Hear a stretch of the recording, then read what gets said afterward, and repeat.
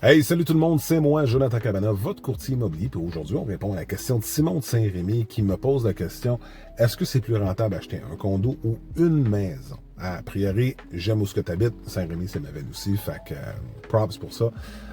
Donc, pour répondre à ta question, bon, regardons deux choses.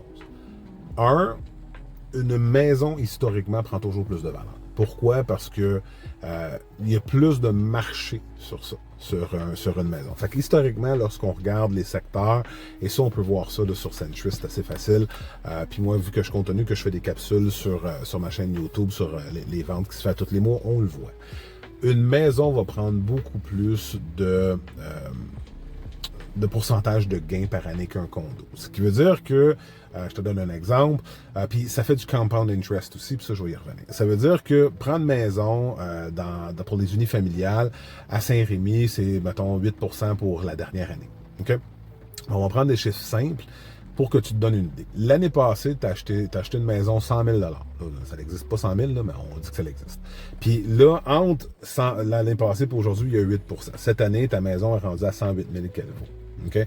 Et l'année d'après, mettons que c'est un autre 8% ou un 7%, mais là, c'est un compound interest sur ça, ce qui va encore plus.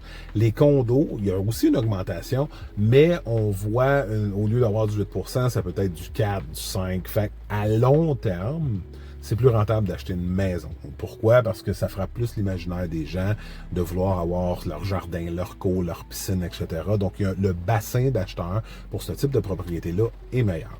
En plus de ça, ce qui se passe présentement avec les condos, c'est qu'il y a toute la réforme de la loi 16, de la loi 141, où ce que les condos devront se conformer à ces lois-là sous peu, parce que le Québec va commencer à sévir pour ça.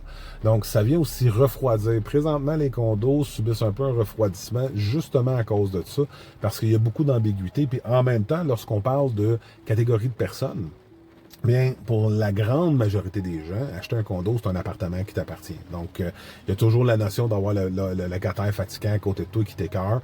Ben, c'est un peu la même chose pour acheter une propriété. Fait que c'est pour ça que j'aurais tendance à dire qu'une maison, c'est la chose qui prend le plus d'appréciation. Et pour moi, c'est une valeur beaucoup plus refuge qu'un condo en soi. Ça veut pas dire que les condos, c'est pas bon. Je veux dire que c'est différents types de produits aussi avec différentes obligations. Parce que, tu sais, ta maison, oui, elle prend plus de valeur, mais le toit, tu le payes. Il y a donc, versus un condo, ben, c'est le condo qui paye pour. Donc, c'est basé sur une partie qui est commune, fait que ça t'appartient pas directement. En espérant que ça réponde à tes questions. Si jamais t'en as d'autres, n'hésite pas à m'appeler pour qu'on puisse justement discuter ensemble, voir comment je suis possiblement capable de t'aider. En attendant, ben, prends soin de toi. Salut. Bye.